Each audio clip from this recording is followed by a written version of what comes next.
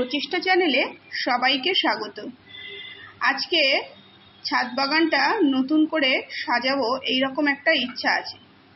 সেই সাথে সাথে একটা গুরুত্বপূর্ণ কাজ কিন্তু আজকে করব, সেটা পরে বলছি।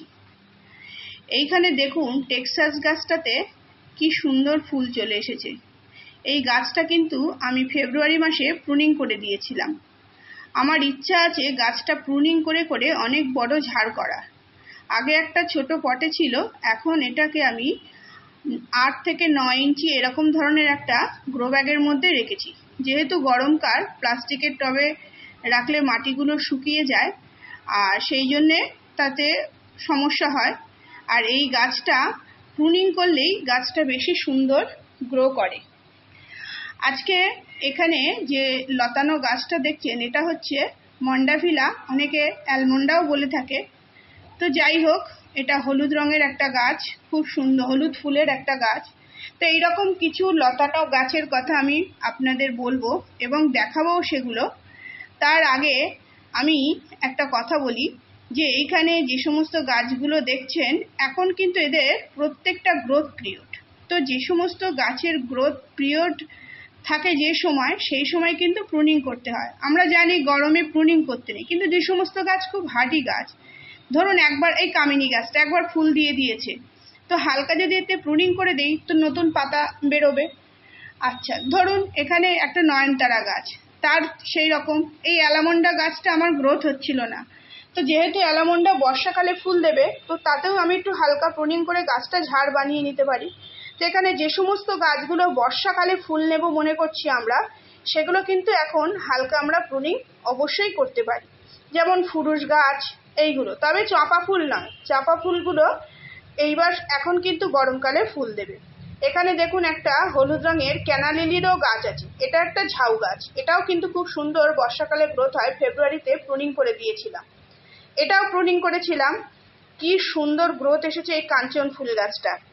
তো গাছ যদি আমরা প্রুনিং না করি, গাছ কিন্তু ঝাঁকড়া হবে না।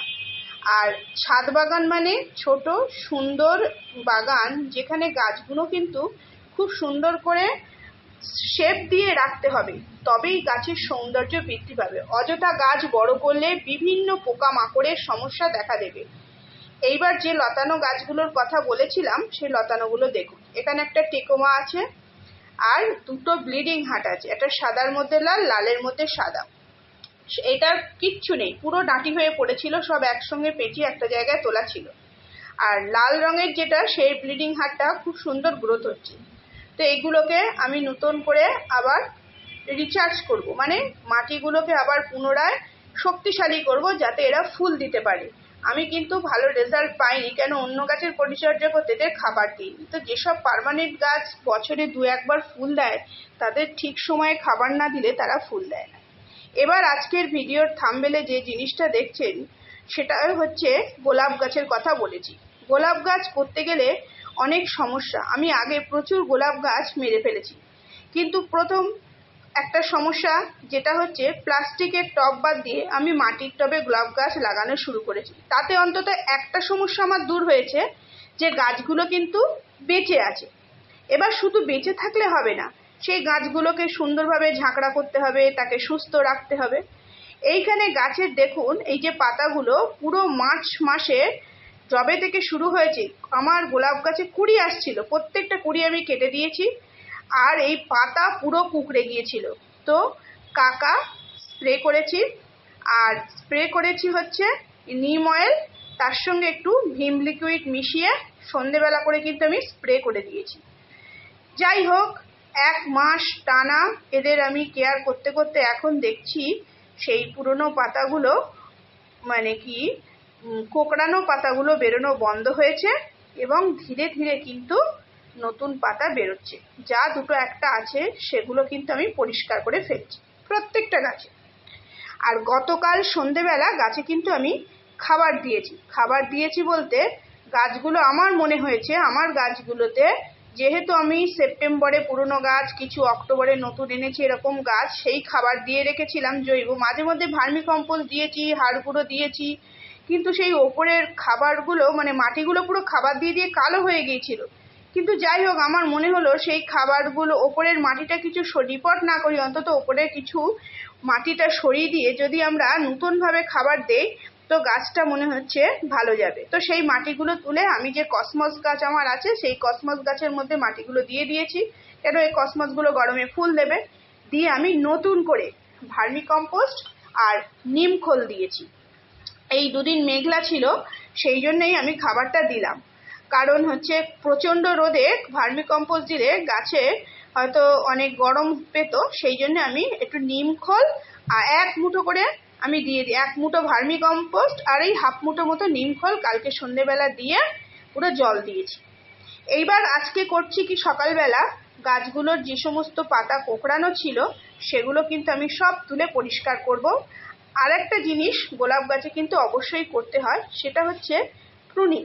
প্রুনিং বলতে কিছু কিছু গোলাপ গাছের মানে দুর্বল যে সমস্ত ডাল থাকে সেগুলো কিন্তু প্রুনিং করতে হবে। কিন্তু হঠাৎ করে প্রুনিং করে ফেললে হবে না। আমরা যারা নতুন করে গোলাপ গাছ করছি, বিভিন্ন চ্যানেলে বিভিন্ন রকম ভিডিও, গোলাপের এত ভালো ভালো ভিডিও, সেইখানে আমি যদি তাদের দেখে হঠাৎ করে গোলাপ বাগানি মনে করে নিজে কাজ করতে শুরু করি তো আমি পারবো না। কেন, আমার পক্ষে সারা বছর সেইভাবে এই গোলাপ গাছের কেয়ার করা সম্ভব না। আমার ছাদ বাগানে গোলাপ থাকবে, সেগুলো ফুল দেবে, ধীরে ধীরে তাদের কেয়ার করব, এটাই আমার ইচ্ছা। তো সেই জন্য আমি কি করছি, যা ফোনে ভিডিও দেখে দেখে দেখে যেগুলো বুঝেছি যে আমি এইভাবেই গোলাপ গাছ করতে পারবো। তো সেই জন্য প্রথমে ভালো ভ্যারাইটির গোলাপ কিনেছি, কিনে সেগুলো কেয়ার করছি। আর যেগুলো দুর্বল ডাল আছে সেগুলো অবশ্যই 45 ডিগ্রি অ্যাঙ্গেল করে কেটে তাতে প্রত্যেকটাই ফাঙ্গিসাইড লাগিয়ে দিচ্ছি। আমি কিন্তু অবজার্ভ করেছি যে এই যে দুর্বল ডালগুলোয় নতুন পাতা বেরোয় কিনা, কিন্তু যেহেতু আমার গাছে বিভিন্ন রকম জিনিস আক্রমণ করেছিল সেই জন্য পাতা কুঁকড়ে যাচ্ছিল, যতবার ডাল বেরোচ্ছিল ডালগুলো শুকিয়ে যাচ্ছিল। তো যারা ভাবছেন গোলাপ করবেন তারা অবশ্যই আমার মতো করে এইভাবে চেষ্টা করুন।